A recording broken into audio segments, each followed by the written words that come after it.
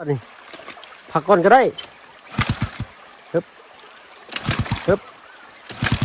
ฮึบฮึบ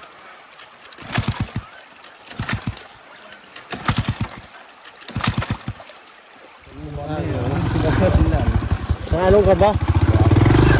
กระดูกข้าวแกงกล้วยบอกว่ากล้วยมันถึงงานพลาดทุกคนไปน้ำต้นตาลกินดาน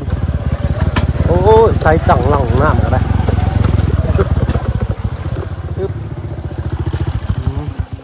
ตังมือบ่โอ้เอาน้ำสิรถเอาควันขึ้นแล้วเอาไปยังนั่นเรียบร้อยรถควันขึ้นไปหน่อยเนาะเบิ่งก่อนให้ปลาลุงเบิ่งกันยิ้วน้ำหุบเขาก่อนพี่หน่อยเนาะฟังเสียงน้ำไหลพี่หน่อยเนาะพักผ่อนก่อน ให้รถพักผ่อนก่อนโอเค พักผ่อนจับมันตายเลย จะจักตายเลยนี่โอ้ยไกลพี่หน่อยเนาะ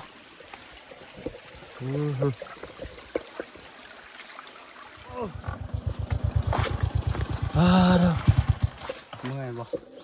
เจ็บเบิดก้นเดี๋ยวนะครับบ่เมื่อยทำน้องช้อนนั่งก็ซื่อเจ็บก้นซื่อดอกพี่หน่อยเนาะอยู่ท่ามกลางหุบเขาอีกคือเก่าคือเดิมพี่หน่อยเนาะโอ้โหจากเมฆหมอกด้วยควันไฟเนาะเป็นควันหมอกหน่อยเนาะตัดภาพมาบานนี้เนาะหลังจากไปเติมพลังมาแล้วกับน้องชายกาสิพากันก้าวย่างเข้าไป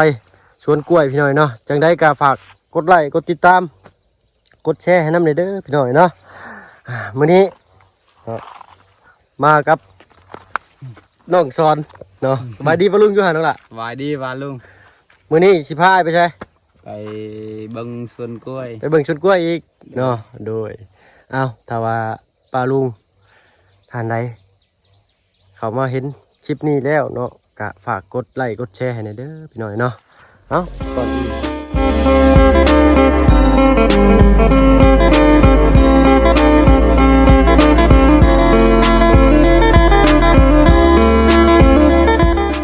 กับทักทายสบายดีพ่อแม่พี่น้องหมู่เพื่อนกันเบิดสุผู้สุคนเนาะบ่ว่าฝั่งไทยฝั่งลาวและก็ทั้งฝั่งต่างประเทศก็ยินดีต้อนรับเข้าสู่ช่อง YouTube บ่เพิ่งเคยล่าอีกคือเก่าพี่หน่อยเนาะยังบ่ฮอดไส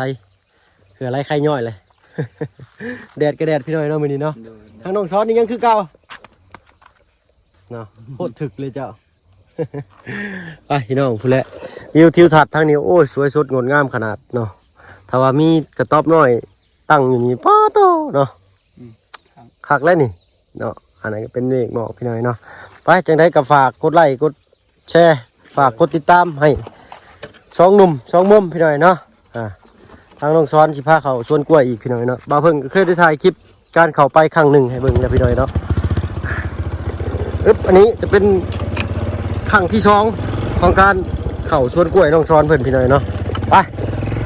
ดูเลยน้องชายต้องลงเขาอีกแล้วพี่หน่อยเนาะ อุ้ยไปรอบนั้นอ้ายปวดก้น3-4 มื้อยังบ่เช้าเนาะไง ปวดแล้ว มันแข็งเนาะพี่น้องเอ้ยชกหน้าชกแข็งข้างหลังก็แข็งเพราะว่าชกมันเป็นชกดำนี่ก็ชกเพิ่มน้ำหนัก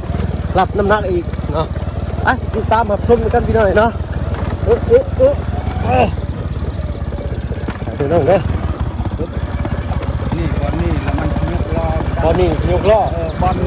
บ อล เยอะขึ้นไปเลย ยาวนั่นเห็นยาวเขาลงนั่นยาวนั่นยกล้อ อ๋อ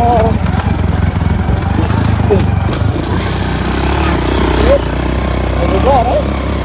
เดี๋ยวนะไปดูนี่มีดีปั๊บ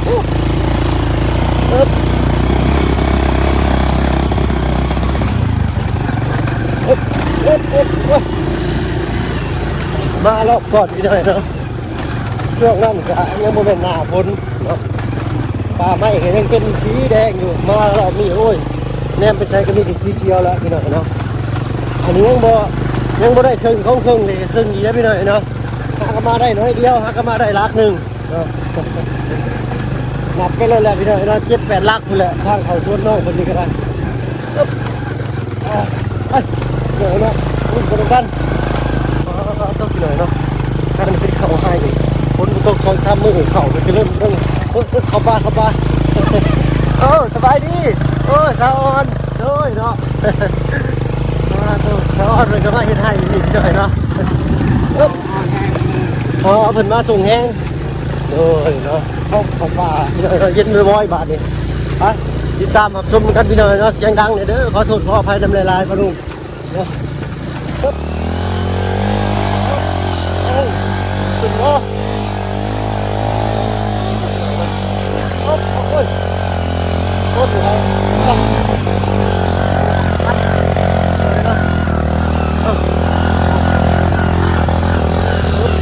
ขึ้นบ่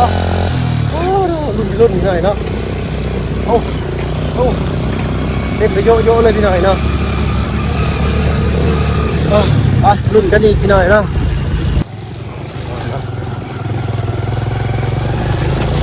นี่คือว่าทางยังดีที่สุดเลยได้พี่หน่อยเนาะ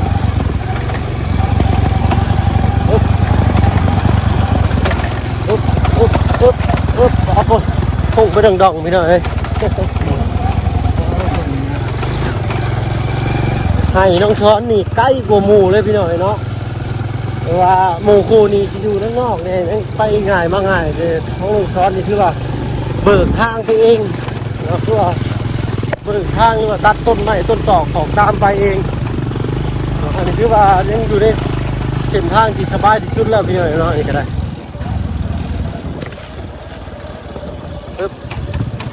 ให้ที่ใกล้ๆชวนเฮานะให้บังบิ้ง ให้บังบิ้งให้ทางไปออกนั่น นี่อยู่เป็นบ่โอ้เหนื่อยเลยเย็นสบายย่านแต่ไหม้แล้วตีเบาตาเลยเอ้าเอ้ยดึกขึ้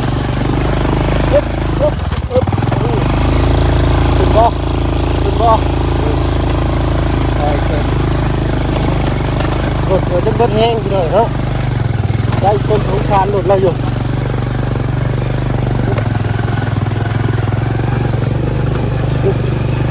โอ้ยโอ้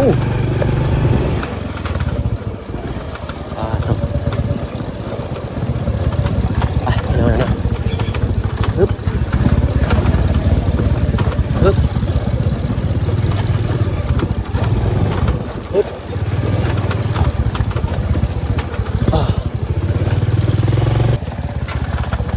บาดนี่ลงเนินเลย นี่แหละผู้นี่แหละหยกรอแหละ ถ้าขึ้นมาเลยก็อยู่ก็ในพื้นที่โอ้มันชันอะไรนิดหน่อยเนาะนี่ปึ๊บ เงา ต้องยิงระยะไกลพร้อมพี่หน่อยเนาะจนแบบว่าไม่ต้องเหยียบลงเลยนะปล่อยเลยครับก็เหยียบแชร์เลยว่างนี่ไหลลงมันเขาเลยเนี่ยปึ๊บ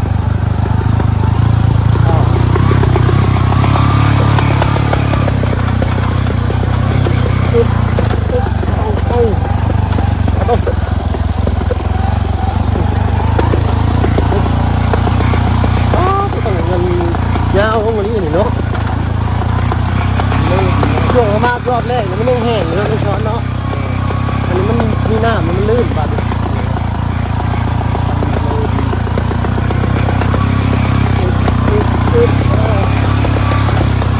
นี่แหละตอนนี้แหละมันขึ้นบ่ไหว โอ้ยนี่จะขึ้นบ่ไหว ขึ้นบ่ไหว ชันนี้นี่พี่หน่อยเนาะขอเด้อมาดู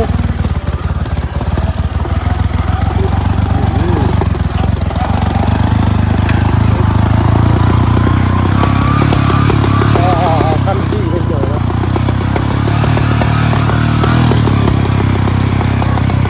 เขาเลยคือไปเขาช่วงนี้คือว่าสั้นที่สุดแล้วพี่หน่อยเนาะทางลงนี่ลำบากขึ้นก็ลำบาก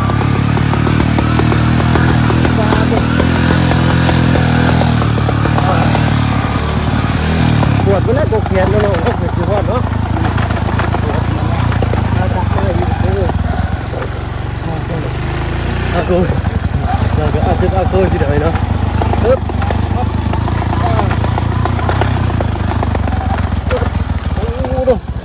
โอ้งามเลยนี่ เต็มขึ้นเลยโอ้ยมีคนมาตากผ้าตากแพร่ที่บ่อนเนี่ยเป็นให้เพิ่นเท่านั้นเดียวเพิ่นถึงจะมีบ่อนนี่เนาะ สิกระเพิ่นนั่น มาลงกันบ่ กระลุกเฮาแก้กล้วย โอ้ยกล้วยมันขึ้นงามพลาด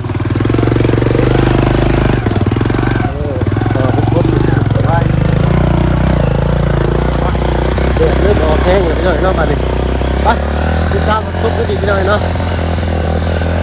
กินเนื้อมีแล้วบาดนี้พี่น้อยเนาะกล้องกับเสียงกับสีดังเนี่ยเด้อพี่น้องขอโทษขออภัยน้ำลายเบิ่งวิวเอากระเพาะพี่น้อยเนาะโอ้ยต้นกล้วยพี่น้อยเนาะเลี้ยวไปนี่คือใกล้แต่ว่ามันใกล้ๆอย่างนี้เลยตรงเนินอย่างเมื่อก่อนมารอบนั้นยังเป็นสีแดงอยู่น้องๆเนาะต้นไม้ใบต้นมันยังบ่ทันใหญ่ครับจักเดือนแล้วเขาบ่ได้เข้ามา2 เดือนแล้วไปจังนี่โอ้ว่าเลยเนาะ2 เดือนเนาะ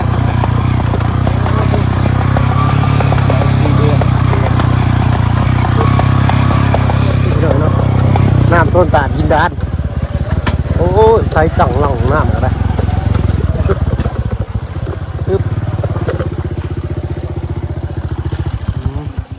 ตักมือบ่โอ้เอาน้ำสิลดเอาควันขึ้นแล้วเอาไปยังนั่นเรียบร้อยอ๋อทุเบิ่งก่อนน้องเบิ่งก่อนปึ๊บใช่โอ้ยขอแค่เดียวหลุดเป็นยังถึงน้ำแล้วกันบาทนี่สิรอดอยู่บ่ข่อยบาทเข้ามานี่3-4 กิโลเลยนี่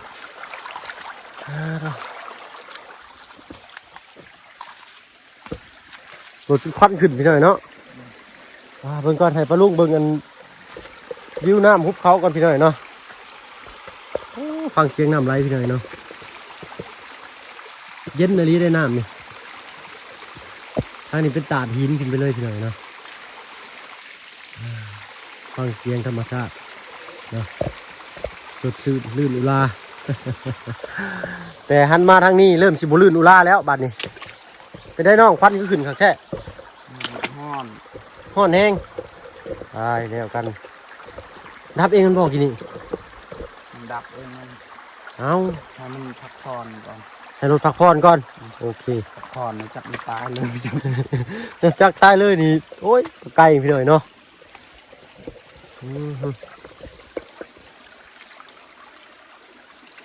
ห้อนแห้งจะเอาได้น้ำวิทย์เอาพี่หน่อยเนาะ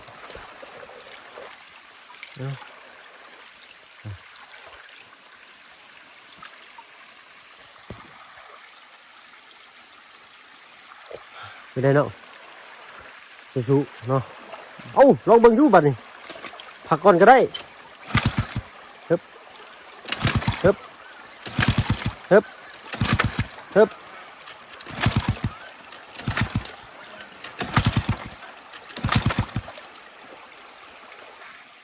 ควันขึ้นโอ้ ได้ เรียบร้อยพี่น้องบ้านนี่ เอาไม้เนี่ยตายแล้ว ขาค่ำเนี่ยชาติพี่น้องในบ้านนี่ ตายแล้ว ใช้ได้บาทเลย โอ้ยตายแล้วจับมัน เนี่ยชาติพี่น้องเอ้ยเอาเบิ่งเด้อโดนลมเลยเนาะ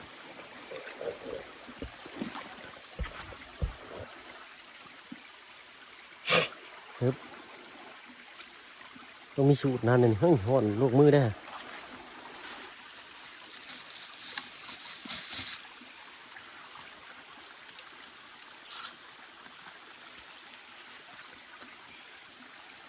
รุ่นอีกคนที่ไหนเนาะ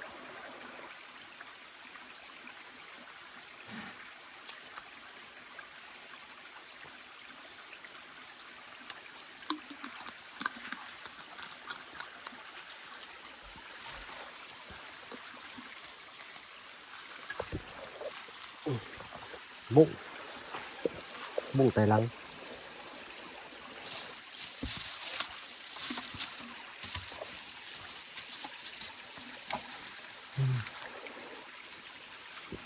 เราเบิ่งรูปบัน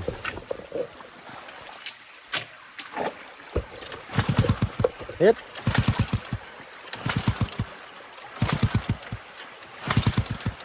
เช็ดบาน ใช่เขาล้อเอ้าเอ้าโอ้ย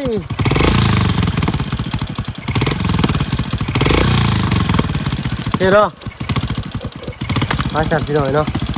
ยอดวะ สิไปต่อหรือสิพ่อสำนี่นี่ ไหนต้องสอนสิไปต่อหรือสิพ่อสำนี่ ไปต่อเอาบังก่อน ฮะ เอา โอเคไปชัดภาวนาเนาะพออย่าให้เป็นอย่างเลยหลุดเลยเนาะไปเลยน้องชายปึ๊บปึ๊บไม่ใช้เพิ่นห้องตามลงไปได้ตามมาชมกันอีกหน่อยเนาะคลิปนี้เนาะสิไปฮอดใส เนาะ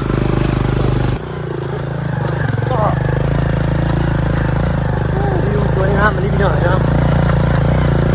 ต้นกล้วยมันเป็นต้นน้อยเลยพี่หน่อยเนาะใหญ่เต็มที่แล้วเป็นหมากแล้วว่าแต่ว่าเขาเนมไปคือว่าต้นน้อยๆต้นยังทำใหญ่เลยนะว่าเขาอยู่ไกลท็อปน้อยคอยวิวท็อปตามก็ท็อปเลย1 2 3เนาะเป็นยอดเข่าได้เนี่ยเนาะน้องกอดเห็ดหน้าให้เนาะเสียงดังกับทุนฟังกันเด้อปลาลุงเนาะ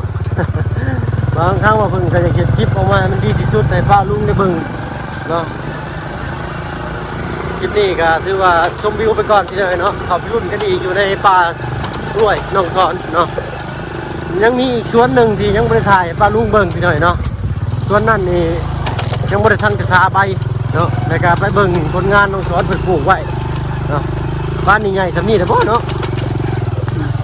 อันนี้เฮงคักพี่น้อยเนาะเอาได้อีกบ่นี่ ไป ไปฮึบฮึบไปเลยน้อยหนึ่งก็จะติดพื้นมันช่องถ่ายก็จะติดพื้นฮึบบอกขึ้นแล้วให้ลงก่อนบ่ มันเป็นยังปล่อยไป ฮึบขึ้นบ่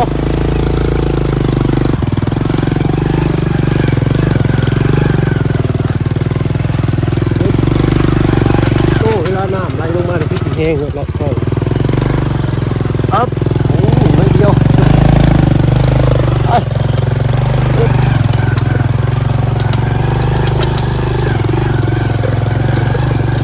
ปึ๊บตรงนี้ยากบ่อน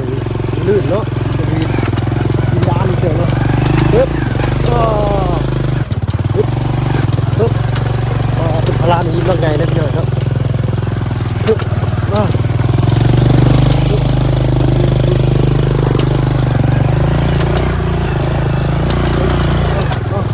เต้นไปตรง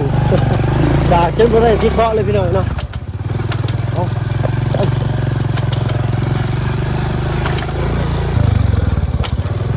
อีกประมาณวิทย์ปลานี่ไปพี่น้อยเนาะเด็กโหไปโหถึงบุญไปติดตามรับชมกันพี่น้องฮึบฮึบ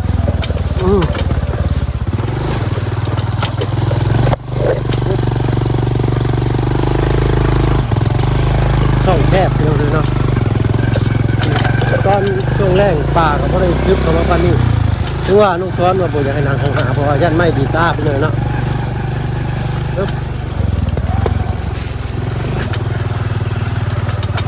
ปึ๊บพอรุดชวนเขากันบ้านไปแล้วโอ้สบายดีเจ้าเนาะเป็นว่าจะได้เดินจอนไปชวนบ่หรือวะเนาะ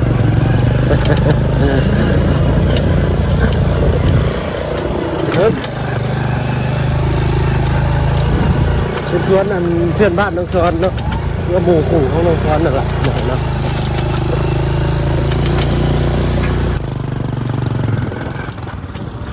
ใกล้ชีวิตเป็น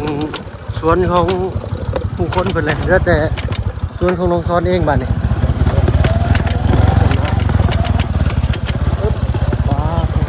ไปได้อยู่บ่อนไปเนาะ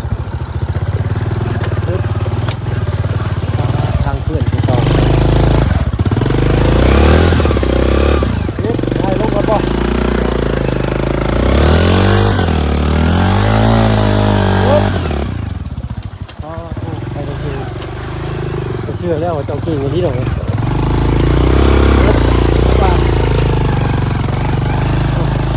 นี่แหละนี่หน่อยเนาะทางขึ้นไปชวนลงชน รถเฮาไป รถจะไปบ่เมื่อวาน มีแต่ เนี่ย ทางเฮานี่แหละ คือว่า แกกูเอ้ย โอ้ขอโทษขึ้นสุดแล้วบัดนี้หน่อยเนาะ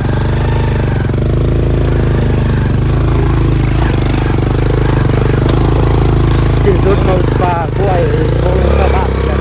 มีแต่ป่ากล้วยของเล็บมีแค่ละบาทนี่โอ้กล้วยแล้วครับโอ้มันเดือดใหญ่ ลื่นมากทางลื่น เนาะ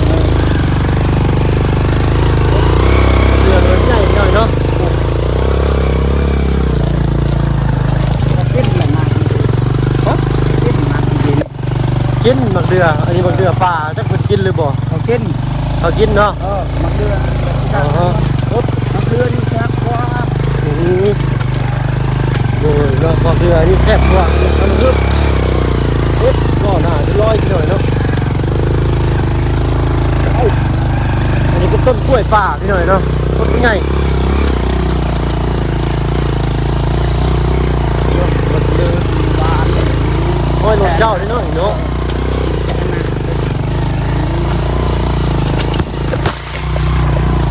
มันดังนี่เด้อเนาะเนาะ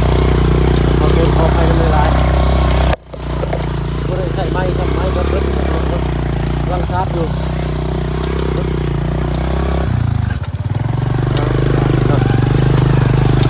โอเคบ่มีสวนภายแล้วบัดนี้นอกจากสวนน้องสอนคนเดียวของให้อยู่เนาะ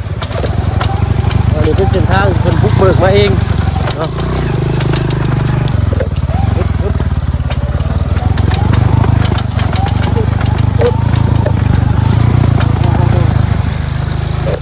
โอ้ยรถเป็นยักษ์เท่ เดี๋ยวจะไปบ่ได้ลงไปเนาะ ไปตลอด อ้อไม่เสียบช่วงอ๋อเนาะ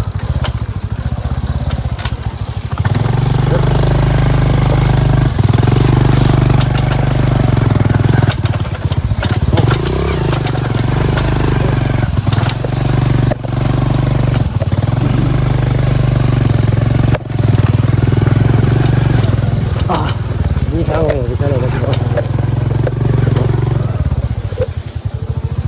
อ๋อตัวมันยังนี่ต้นไม้ล้มนี่ต้นช้อนมันตัดเอาไว้ก่อนเนาะว่าในสวนนี้มีสวนไผ่มีสวนน้องผู้เดียวโอ้โหล็อกใหม่ทางตา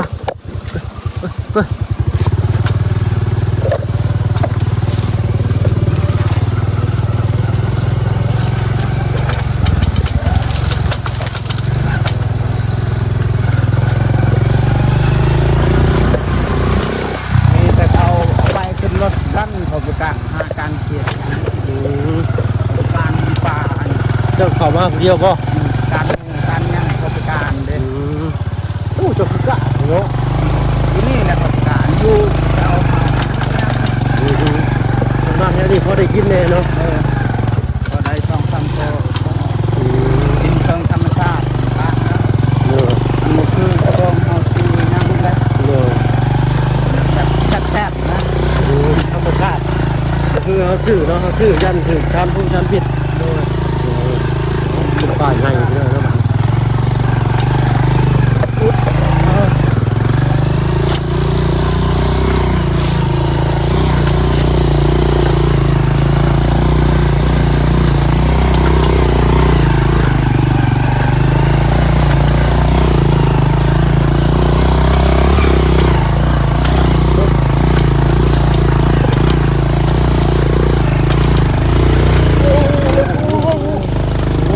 โอ้ทำโคตรเลยนี่โอ้โน่นเป็นลูกล้อแล้วก็เนาะ เจ็บใจ โอ้โหต้องสอนกันให้เข้าใจอีกหน่อยเนาะโอ้ ใจหาย ติดไทยนี่มันจะเห็นกิจกรรมติดไทยสุดฮึบ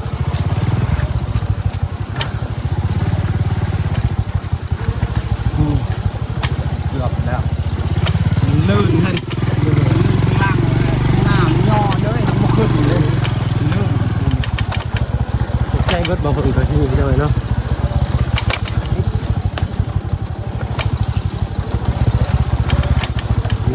เงียบสงัดมีเสียงไม้ยังตอบ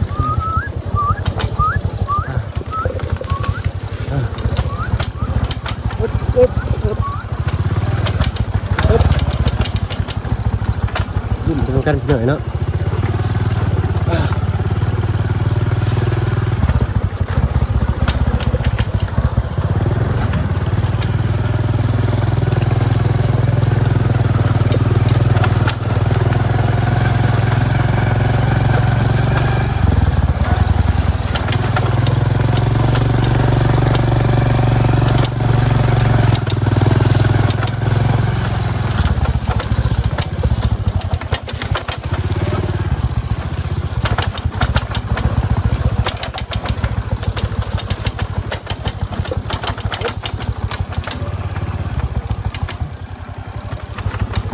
ลงค่อยอีกแล้วลงเนินอีกแล้วรักมันแล้วไป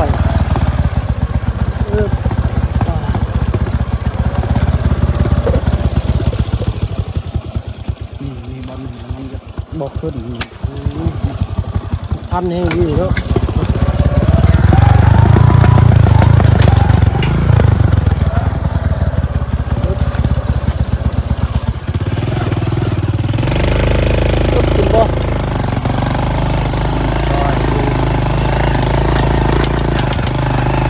จักสะดุดตลอดเลยเนาะ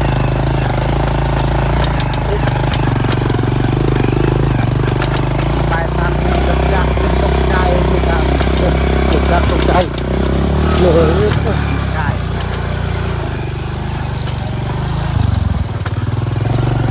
โอ้เขียวขักรีบัตรเนาะ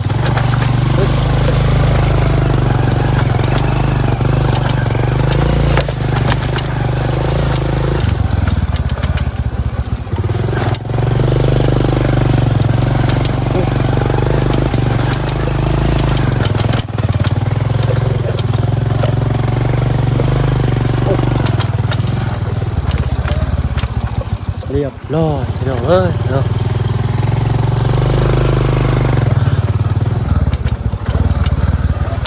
ทอดแล้วพี่น้องไอ้น้องป่านหัวน้องซอนเฮ็ดเข่าเราเกี่ยวปุ่มพี่น้องไอ้น้องป่านเข่าเจ้าเองบ่น้องนี่ ไม่ อ๋อเข่าเพิ่นที่เจ้าต้นกล้วยเป็นต้นกล้วยเจ้าเนาะเขาปลูกต้นกล้วยน้ำเพิ่นแต่เพิ่นปลูกเขาแต่ทางนี่เป็นทางน้องซ้อนทางเนาะทางให้โอ้ต้องสั้นที่นี่เราคอยจีเดินไปทางหลังตังโบกระเด็บไปทางหน้ากระเด็บ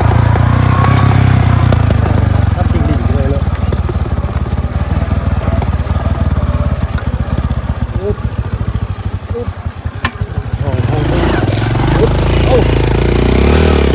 ห้องโ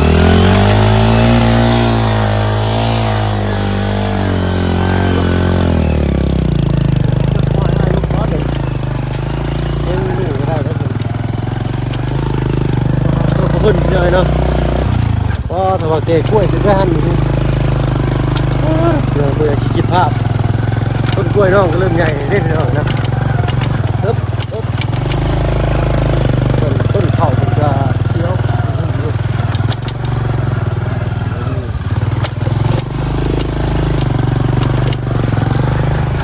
โอ้งามงามน้องกล้วยเจ้าเนาะ น้ำมันออกแล้ว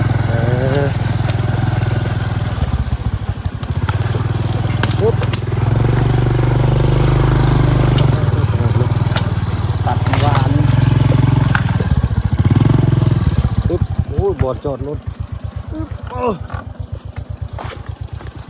เนาะ เมื่อยบ่ เจ็บเบิดก้นเดี๋ยวนะครับบ่เมื่อยฉันต้องช้อน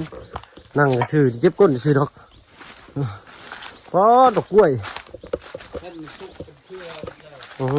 อันนี้ทิ่มเลยบ่น้องอันเนี้ยป้าไปเลยเนาะทั้งผึ่งทั้งต่อมากิน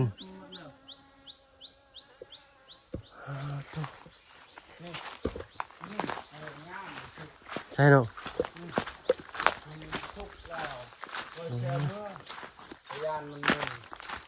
โอ้มันชุกเลยเขาออกไปจากอันนี้โอ้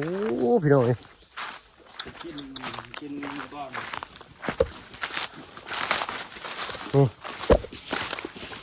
ออกไปกับบ่ได้แล้วนี่เนาะ มีแต่กินเองอยู่บ้าน ป้าพี่น้อยหน่วยใหญ่ดีนี่โอ้ฮอดเลยเด้อพี่น้อยเนาะสวนกล้วยน้องชอนฮึบ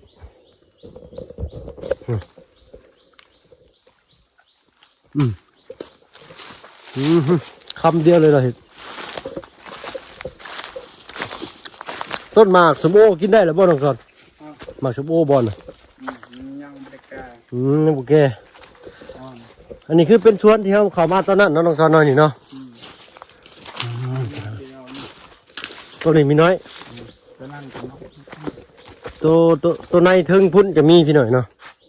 ตัวนั้นยังบ่ทันปลูกต้นกล้วยที่เราต้องเนาะเข้าบ่ได้ปลูกปีนี้เนาะ บ่ได้ปลูก บ่ไหวเลยเราก็บ่ทันเลยพี่หน่อยเนาะขมั่งเลยมีแต่สวนทางนั้นบัดนี้สวนทางนั้นอีกสวนหนึ่งแต่ยังบ่ได้เคยพาพี่พาน้องไปเบิ่งจักเถื่อพี่หน่อยเนาะ นี่จะเคยทำนี่เนาะ อ๋อมีแต่เคยสำนี้โดยอะไรที่เจ้าว่าสมมาพระควรนี่ก็สุดแต่น้องได้นี่เนาะมันแก่แล้วบ่นี่ แก่แล้ว แก่แล้วเนาะแต่ว่ามันยังแช่งน้อยอยู่ มากมันน้อย อืม ตัดชายก็เอา เอ้าเนาะเดี๋ยวพาอันพี่น้องเลาะเบิ่งก่อนพี่น้องเนาะสำหรับคลิปนี้ก็สิขอตัวลาลงแต่เพียงคลิปนี้ก่อนพี่น้องเนาะเพราะว่าโทรศัพท์ลากบ่ไหวแล้วเนาะลากยาวมันจะฮอด30 นาทีพี่น้องเนาะจะได้กับฝากพี่ฝากน้องติดตามรับชมช่อง YouTube บ่าวเพิ่งเคยลาเนี่ยเด้อพี่น้องเนาะตามติดวิถีชีวิตของน้องซอนมื้อนี้เนาะเข้ามาปากกล้วยเนาะเอ้าฝากปะลุง FC โอ้ยสวัสดีปาลุง FC กดไลค์กด subscribe นะเด้อ โดยเนาะ กาสาธุปาลุง FC โดยเนาะเอ้าน้องบ่ฮู้จักสิเว้าหยังกำลังเมื่อยๆอยู่พี่น้อยเนาะเอ้าสำหรับคลิปนี้ก็ขอตัวลาลงแล้วพี่น้อยเนาะพบพ่อกันคลิปหน้ากันแล้วกันเนาะจะได้ก็ฝากกดไลค์กดติดตามให้เด้อพี่น้อยเนาะถ้าผิดพลาดประการใดก็ขอโทษขออภัยเนาะเพราะว่าคลิปนี้ก็เสียงก็ค่อนข้างดังแน่เนาะขี่รถจักรมาไม่ก็บ่ได้ใช้พี่น้อยเนาะไม่ชาร์จแบตอยู่เนาะเอ้าสำหรับคลิปนี้เอาเป็นว่าสบายดีเนาะพบพ่อกันคลิปหน้าลาแล้วพี่น้องเนาะ